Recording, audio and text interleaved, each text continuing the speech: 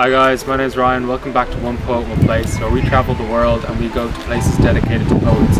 Today, we're in my home country Ireland, and we are in Waterford talking about the poet Seán Dunne. So let me take you through the garden. Seán Dunne was a Waterford-based poet who was born in 1956 and died in 1995. And he actually died 2 weeks after he presented his final work collection to the Gallery Press, which is where we find the poem that implicated him into this garden. Today we walk through the Lafcadio hearne gardens in Tramore. Now this is really interesting as to why Seán Dunne is actually implemented within these gardens. It's because these gardens were opened in 2012, and the grandson of Lafcadio hearne wanted more tourists to come towards the garden. The gardens itself are owned by the council, and one day a councilwoman was gifted a book by Seán Dunne, and she saw that Seán Dunne had actually written a poem in dedication of Lafcadio hearne. I think that is so interesting how puzzle pieces come together. The gardens based in Waterford, Seán Dunne had written this poem before the gardens had even been made in dedication to this Irish writer.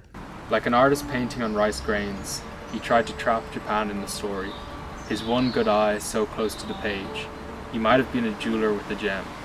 So much to tell, kimonos and cranes, cemeteries to stalk at evening, slow shoals of candles, souls, on rivers beneath a massive moon.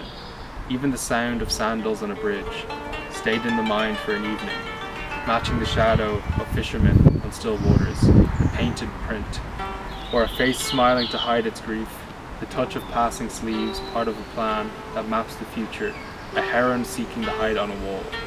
Loneliness ended in Matsu, that raw pain no longer gnawing like the Creole songs on a sidewalk in New Orleans. Instead he hears flute's clear notes. He was a lantern drifting from the shore, dissolving in the tone of a struck bell.